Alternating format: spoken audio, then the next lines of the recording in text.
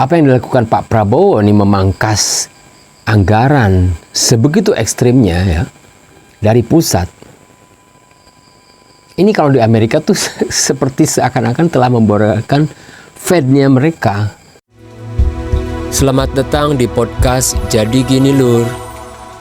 Disclaimer, Jadi Gini Lur adalah podcast berisi opini random dari Om DJ. Kadang cukup didengar saja tanpa perlu dikomentari apalagi diperdebatkan. Karena debat kusir justru bisa bikin energi habis percuma. Meski interaksi dan engagement itu penting di media sosial, yang lebih utama adalah menikmati obrolannya dengan santai. Selamat mendengarkan. Nah, jadi gini lur. Hari ini gue cek dolar sekitar hampir menembus di level 17.000.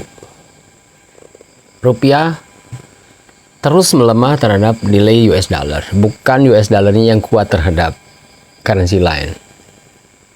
Tapi karena disebabkan oleh kondisi politik internal kita saat ini.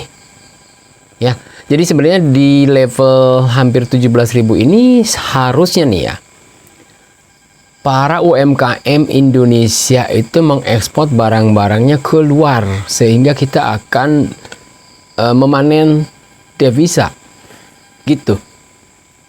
Atau para UMKM yang biasa atau telah mengekspor, sedang mengekspor ya digenjot lagi supaya pada saat ini tuh kita benar-benar mengumpulkan rupiah sebanyak-banyaknya di tengah kondisi pasar domestik sedang lesu, di mana produk UMKM selama bulan puasa pun hampir tidak ada perputaran yang signifikan di dalam negeri gitu.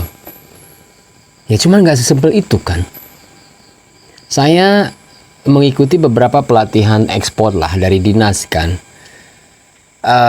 Seakan-akan kita ini UMKM didorong atau dipaksa untuk bisa tembus pasar ekspor.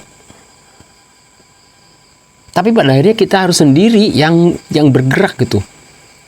Mencari buyer, mempersiapkan dokumennya segala sesuatu. Pemerintah tidak menempatkan sebagai agregator ataupun agent dalam hal ini untuk memasarkannya. Mereka hanya ya pelatihan-pelatihan yang sifatnya seperti capacity building, teknik gitu loh, teori gitu ya toh.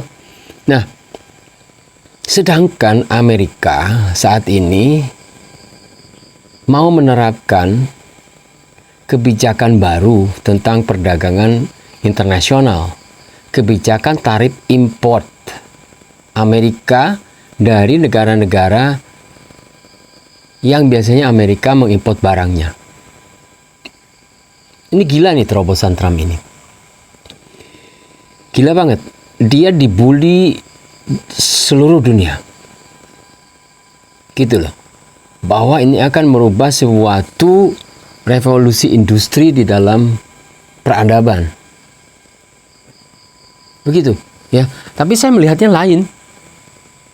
Saya memang bukan ahli, bukan seorang ekonom, ya, rakyat biasa UMKM, tapi yang kasihan lah kita, dampaknya tuh bener banget ke kita.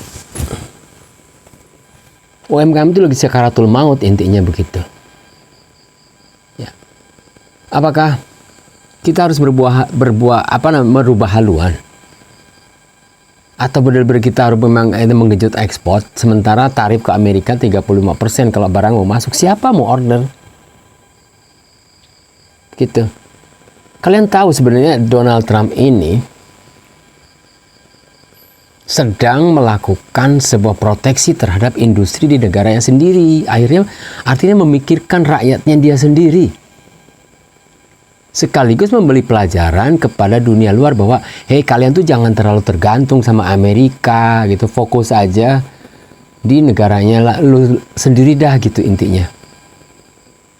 Artinya ini bicara tentang kedaulatan ekonomi yang relate dengan program Pak Prabowo saat ini sebenarnya.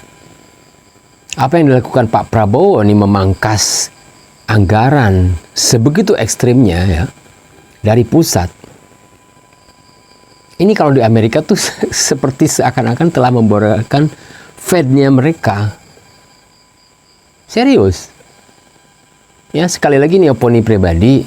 Saya bukan seorang ekonom, hanya saya mengevaluasi apa-apa yang sedang ataupun telah dilakukan oleh Pak Donald Trump dengan Pak Prabowo. Keduanya mirip sama.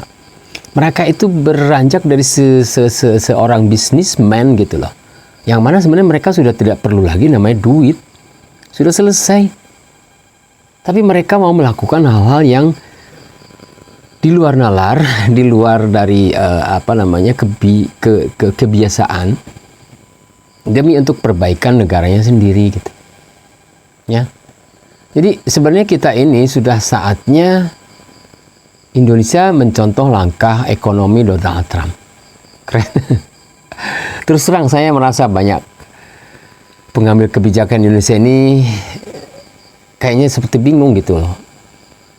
Bingung menentukan arah. Dunia berubah begitu cepat, terutama dalam ekonomi global. Tapi banyak dari kita masih pakai pola pikir lama gitu. Sementara itu negara-negara besar seperti Amerika justru sudah putar haluan, ya.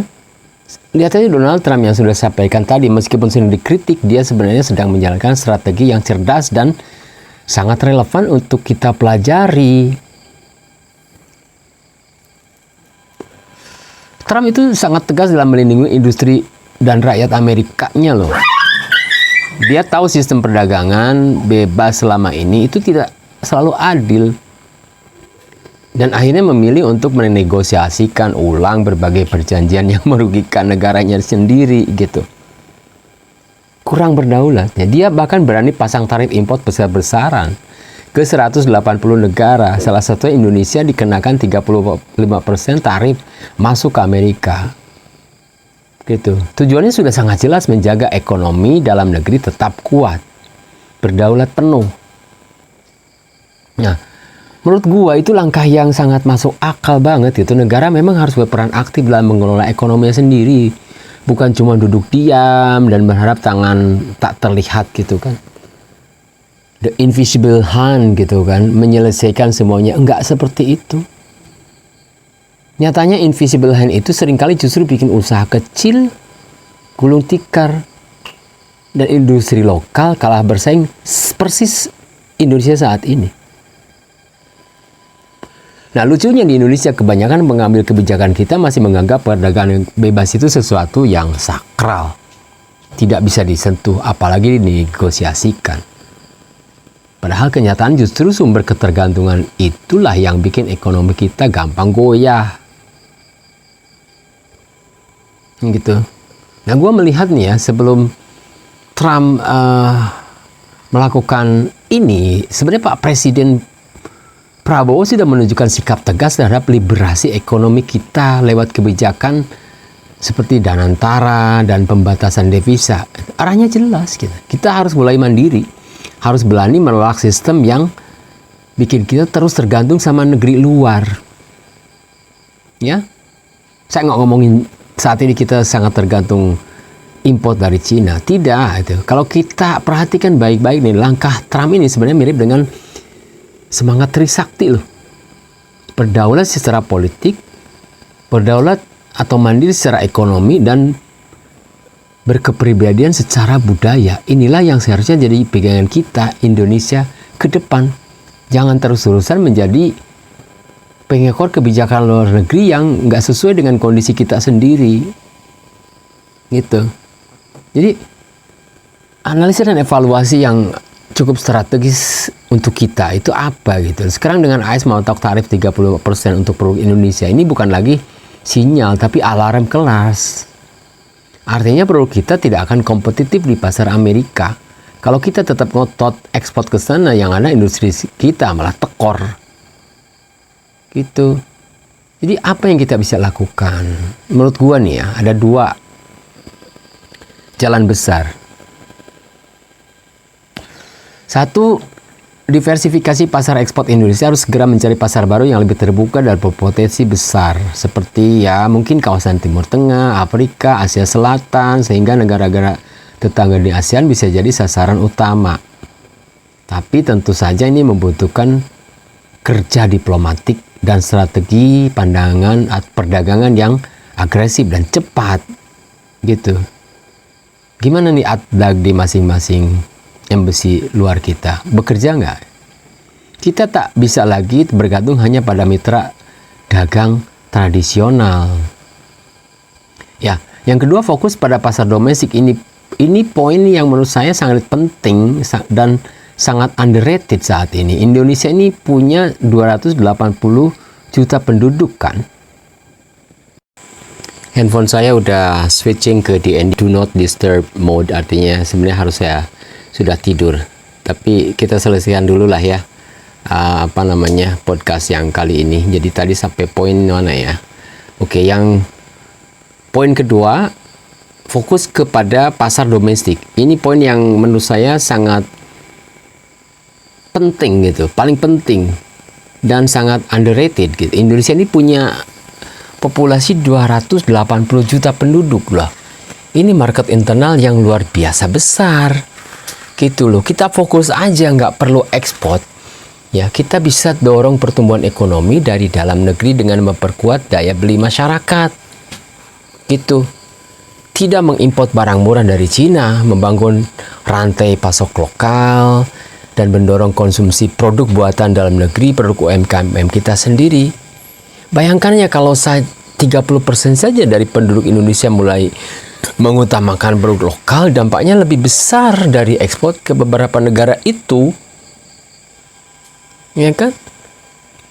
Tapi ini juga perlu dukungan nyata dari pemerintah, jelas dari edukasi konsumen sampai perlindungan produsen dalam negeri. Nah, memangnya selama ini kita punya perlindungan apa gitu loh? Industri-industri yang cukup strategis sudah pada tumbang, PHK di mana-mana gitu. Jadi kebijakan Trump ini bukan soal proteksi semata, tapi soal keberanian berpikir berbeda dan melakukan atau mendahulukan kepentingan nasional mereka. Kita di Indonesia harus belajar dari situ. Jangan cuma takut kehilangan pasar ekspor, tapi juga mulai berpikir apa gitu loh yang bisa kita bangun di dalam negeri ini agar kita tidak terus bergantung pada negara lain, terutama pada pasar Amerika.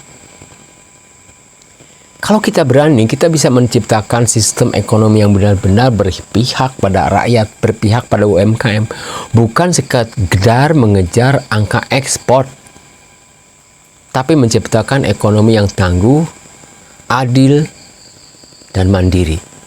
Gitu ya. Semoga ini menjadi pembelajaran buat kita semua bagaimana cara menyikapinya supaya UMKM tetap bisa bertahan, bisa tetap makan, dan bisa tetap membayar tagihan-tagihan yang datang setiap bulannya. Sekian podcast Om DJ kali ini, semoga bermanfaat dan ingat bahwa tidak untuk didebat kusirkan.